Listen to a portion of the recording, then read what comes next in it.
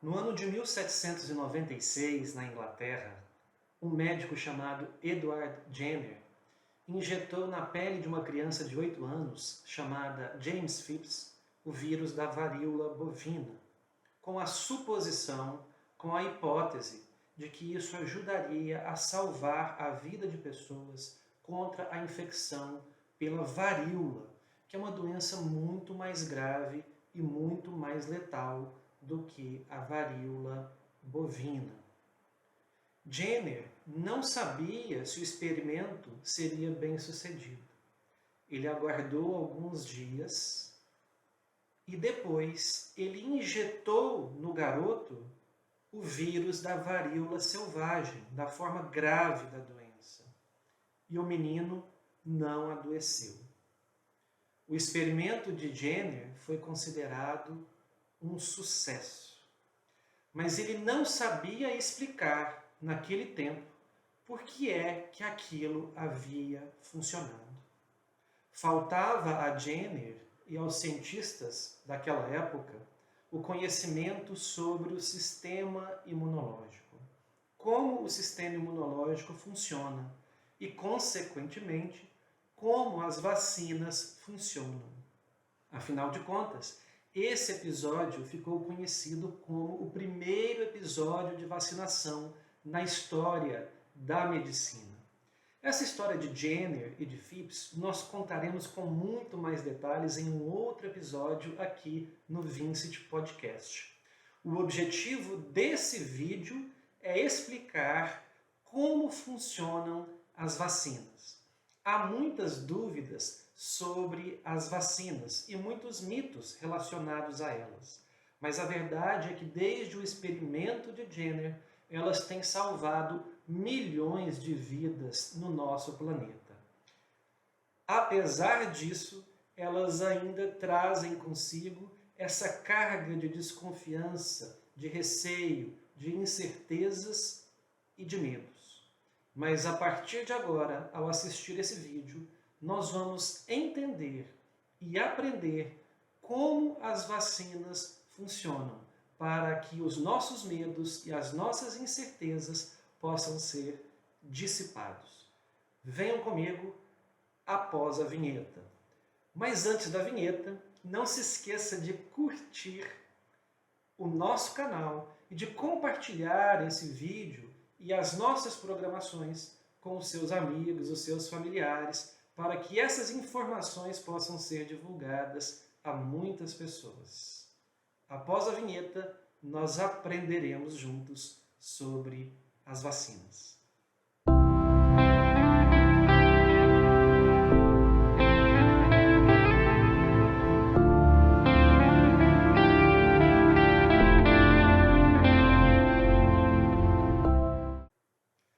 O nosso sistema imunológico, ele é comparado a um exército. Há vários soldados diferentes com várias patentes diferentes. E assim como no exército, cada patente, o cabo, o sargento, o tenente, o capitão, o major, tem funções diferentes. E o nosso sistema imunológico, as células que compõem o nosso sistema imunológico, também funcionam dessa forma, com patentes e funções diferentes. Para fins didáticos, o nosso sistema imunológico é dividido em duas grandes partes. O sistema imunológico inato e o sistema imunológico adaptativo. Mas, como eu disse, é só para fins didáticos mesmo, porque eles funcionam em conjunto, em equipe, em harmonia, em equilíbrio. Um não consegue atuar de maneira eficaz sem a ação do outro. Há seres vivos que têm apenas o sistema imune inato, como, por exemplo, os insetos e os seres mais simples da criação. O sistema imune adaptativo já é uma sofisticação, ele tem uma elegância, uma sofisticação requinte na sua maneira de agir, caracterizada especialmente pela presença da memória. Ele lembra dos agentes que já nos invadiram, que já nos atacaram.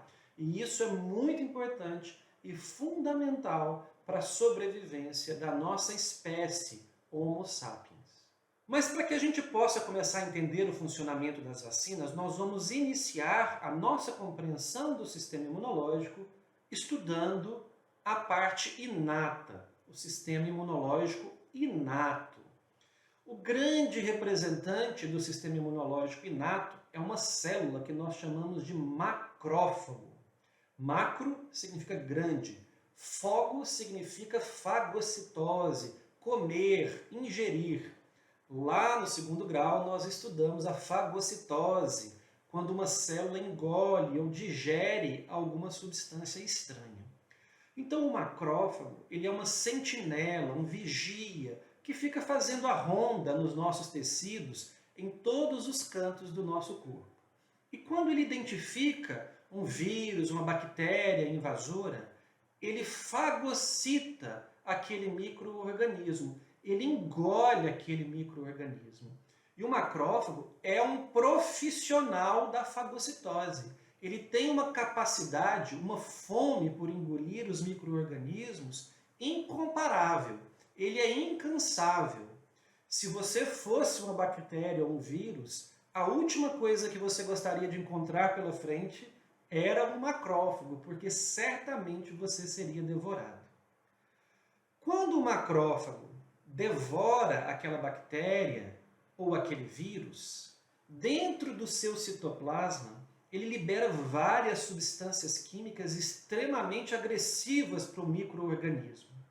E ele acaba fragmentando aquele micro-organismos em inúmeros pedacinhos, inúmeros fragmentos microscópicos que serão fundamentais para o sistema imune adaptativo, aquele segundo, elegante, requintado, que eu comentei anteriormente, exercer as suas funções.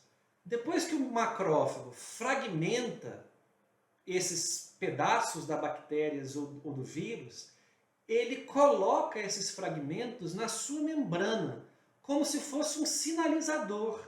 Para quê? Porque ele se aproxima então das células, que são as células componentes do sistema imune adaptativo, que nós chamamos de linfócitos, linfócito B e linfócito T. E ele mostra esses pedacinhos para os linfócitos. Como que isso é feito na prática? É membrana a membrana. O macrófago encosta a sua membrana com o pedacinho da bactéria e do vírus na membrana do linfócito B ou do linfócito T. E a membrana do linfócito B e T fará uma leitura daquele fragmento, daquele pedacinho. E como verdadeiros arquitetos projetistas, o linfócito B vai produzir um anticorpo que se encaixa perfeitamente naquele fragmento da bactéria ou do vírus. Obviamente que aquele fragmento está presente também no vírus inteiro ou na bactéria inteira. Então, quando o corpo for invadido por aquele vírus em algum outro momento, os anticorpos já estarão prontos. Aquele linfócito já será capaz de reconhecer aqueles fragmentos e produzir rapidamente os anticorpos que nós precisamos para combater aqueles vírus e aquelas bactérias. Então, a primeira infecção causada por aquele organismo, ela treina o nosso sistema imunológico para combater aquele micro-organismo numa segunda invasão, numa terceira invasão, ou quantas invasões acontecerem ao nosso corpo. É claro que aqueles anticorpos também ficarão prontos para combater a infecção primeira, aquela que gerou a sua fabricação. Isso demora aproximadamente 7 a 10 dias para acontecer. Mas uma vez que acontece, aquele linfócito ele ficará para sempre programado para produzir aquele tipo de anticorpo que combate aquele vírus. Veja a elegância desse mecanismo e a sofisticação desse mecanismo. Nós temos na nossa corrente sanguínea linfócitos exclusivos para combater essa ou aquela doença. É claro que quando nós estamos em época de paz, sem guerra com aquele micro-organismo, esses linfócitos ficam em pequena quantidade. Mas quando esses micro-organismos nos invadem pela segunda vez ou pela terceira vez, os linfócitos já os identificam rapidamente e eles próprios se reproduzem rapidamente para produzirem grandes quantidades de anticorpos e neutralizarem a segunda, a terceira invasão. E dessa forma, nós nem percebemos que somos invadidos uma segunda vez, uma terceira vez, por aqueles micro-organismos. Isso é o que nós chamamos de memória imunológica. E graças a Deus ela existe, porque se ela não existisse, a nossa vida estaria constantemente ameaçada. E é graças a esse mecanismo, macrófago, fagocitando, fragmentando, mostrando o fragmento para o linfócito arquitetando e projetando um anticorpo e guardando isso na memória para sempre, que as vacinas funcionam. Esse é um mecanismo muito similar, praticamente idêntico ao funcionamento das vacinas. E era exatamente isso que Jenner desconhecia na Inglaterra em 1796. Se você chegou até aqui e conseguiu compreender o mecanismo de funcionamento básico do nosso sistema imunológico, nós estamos prontos para saltar para o universo das vacinas de maneira mais específica, para esclarecermos os mitos, as incertezas e as dúvidas sobre esse assunto tão importante para a humanidade. Observando o experimento de Edward Jenner, os cientistas passaram a fazer essas perguntas. E se fosse possível, treinar o sistema imunológico com antecedência para combater determinadas infecções por vírus e bactérias. Se isso fosse possível, nós evitaríamos que as pessoas adoecessem. E é exatamente isso que as vacinas farão. Elas vão treinar o sistema imunológico, ensinar o sistema imunológico a combater determinados vírus e bactérias antecipadamente, sem expor aquelas pessoas à doença. É um treinamento prévio, uma preparação antecipada. Usando os mesmos princípios que o sistema imune adaptativo usa de forma natural para produzir os anticorpos, as vacinas, cada uma da sua forma, também vão usar o sistema imunológico para atingir o seu objetivo final: construir a proteção ou a imunidade contra vários tipos de micro-organismos. O que nós vamos comentar agora é o mecanismo de ação e as características das diferentes vacinas, de forma geral, porque cada vacina funciona de um jeito, elas são projetadas de uma forma, e o efeito pode ser diferente. A eficiência e a eficácia pode ser diferente, os efeitos colaterais podem ser diferentes, mas todas elas acabam por ser muito eficientes no seu objetivo final, que é treinar e preparar o corpo de forma antecipada para nos proteger das doenças. Então vamos lá, vamos aprender o mecanismo de ação, o funcionamento básico dos diferentes tipos de vacinas. O primeiro tipo de vacina são as vacinas de vírus vivos atenuados. Como o próprio nome diz, elas nos ajudam a nos protegermos de doenças causadas por vírus. O que acontece é que essas vacinas são elaboradas com vírus vivo. Então, por exemplo, eu quero me proteger de uma determinada doença, eu enfraqueço aquele vírus no laboratório, eu o modifico, de modo que ele perca a sua agressividade, a sua capacidade de causar doença, muito embora ele ainda esteja vivo. E nós injetamos o vírus vivo, enfraquecido, no organismo das pessoas. Quando esse vírus é injetado, o que vai acontecer? Os macrófagos vão reconhecê-lo no nosso braço, no nosso músculo ou no nosso tecido subcutâneo, vão fagocitá-lo, fragmentá-lo e apresentar um pedacinho do vírus para os linfócitos B. Os linfócitos B, arquitetos por excelência, vão projetar um anticorpo contra aquele fragmento, aquele pedacinho do vírus.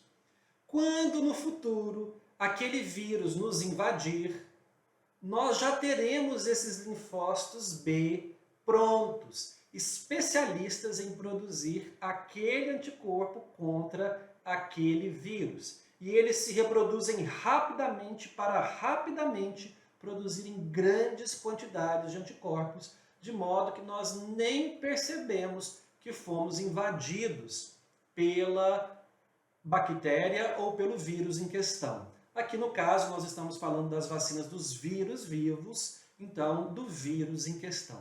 Alguns exemplos de vacinas de vírus vivo que todos nós tomamos. A vacina da febre amarela, a vacina tríplice viral, que é contra sarampo, rubéola e cachumba, e recentemente a nova vacina contra a dengue, por exemplo. Quais são as desvantagens das vacinas de vírus vivo? Primeiro, porque elas são difíceis de serem produzidas em laboratório. Elas exigem um esforço, um trabalho muito maior dos pesquisadores e dos cientistas. E segundo, que elas não podem ser feitas em pessoas com o sistema imunológico comprometido, mas é comprometido de verdade, com doenças graves, como por exemplo, pessoas transplantadas de órgãos, pessoas em quimioterapia, pessoas portadoras de AIDS avançadas sem tratamento, pessoas que usam medicações que freiam o sistema imune por tempo prolongado e em altas doses. Por que não podem receber?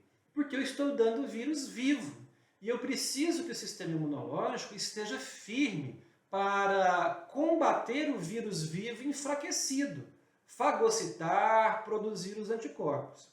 Como o sistema imunológico está enfraquecido por essas doenças ou por essas medicações, ele pode ser tão fraco que ele é incapaz de controlar o vírus vivo da vacina. E a pessoa acaba adoecendo daquele próprio vírus vivo da vacina. Então é contraindicado nessas pessoas. As gestantes também não podem receber vacinas de vírus vivo durante a gestação e alguns meses antes da gestação, porque elas podem influenciar também a formação do fetinho em desenvolvimento. Um segundo tipo de vacina são as vacinas de vírus mortos. Nessas vacinas, os vírus estão inteiros também, só que eles estão mortos. Qual que é a desvantagem disso? É que essas vacinas acabam tendo uma dificuldade de gerar uma proteção para o resto da vida, porque o estímulo ao sistema imunológico pode ser um estímulo aquém do ideal, mas elas podem oferecer uma proteção transitória, que pode variar de alguns meses a vários anos, mas tende a ser uma proteção transitória. Um exemplo clássico dessas vacinas é a vacina da gripe, que nós tomamos anualmente. Essas vacinas não têm nenhum problema para pessoas com sistema imunológico enfraquecido. Afinal de contas, o vírus está morto. Então é impossível que essas vacinas causem a doença para a qual elas se propõem a nos proteger. Ao contrário das vacinas de vírus vivos que nós vimos há poucos minutos. Um outro tipo de vacinas são as vacinas de subunidades do micro-organismo. Essas vacinas, como o próprio nome diz, elas são feitas já com um pequeno fragmento do vírus. Então não é o vírus inteiro vivo, não é o vírus inteiro morto, é apenas um fragmento do vírus capaz de estimular o nosso sistema imunológico a ponto de fabricar anticorpos. Esses fragmentos nós chamamos de antígeno. É um nome técnico para isso. Antígeno é qualquer substância capaz de estimular o nosso sistema imunológico. Então, uma vacina típica desse tipo de vacina, de subunidades, é, por exemplo, a vacina da hepatite B. Nós damos um fragmento da parede do vírus, da superfície do vírus, para a pessoa, injetada no seu corpo. O macrófago vai lá, fagocita o fragmento, mostra o fragmento para o linfócito B, o linfócito B projeta um anticorpo contra aquele fragmento, que, como nós já dissemos e repetimos, também está presente no vírus selvagem. Então, quando o vírus selvagem nos invada no futuro, nós já temos aquele linfócito especialista em produzir aquele tipo de anticorpo contra aquele tipo de antígeno e neutraliza a infecção imediatamente. O novo tipo de vacinas que surgiu recentemente são as vacinas de RNA mensageiro. Em breve nós teremos um vídeo aqui no canal explicando em detalhes o funcionamento desse tipo de vacina e a sua história. Nós estamos ansiosos para ver o que os cientistas serão capazes de produzir nesse sentido, proteger a humanidade cada vez mais contra doenças contra as quais nós jamais imaginávamos ter vacinas e ainda melhorar a proteção contra doenças que já existe vacina, mas que as vacinas não são tão eficazes. Então será um grande salto, uma grande conquista em saúde pública. O universo das vacinas é maravilhoso. As vacinas muitas vezes são vítimas do próprio sucesso. Elas são tão eficazes em erradicar as doenças que as novas gerações esquecem que essas doenças existem e por isso mesmo acham que as pessoas não precisam mais vacinar. Mas isso é um ledo engano. As doenças, os vírus, as bactérias estão aí no ambiente. Se nós não mantivermos uma cobertura vacinal adequada, elas podem voltar. Como nós estamos vendo agora, por exemplo, com o sarampo voltando. Uma doença que estava quase erradicada, com pouquíssimos casos no mundo, e agora aumentando o número total de casos em vários países do globo. O que você acha das vacinas? Você tem simpatia por elas? Você acha que esse vídeo ajudou, esclareceu, diminuiu os seus receios e os seus medos? Deixe os seus comentários aqui no nosso canal a respeito das suas visões, das suas opiniões sobre as vacinas. Espero, com esse vídeo, ter contribuído para que todos nós possamos vencer juntos o nosso receio e a nossa insegurança a respeito das vacinas. Até o próximo vídeo.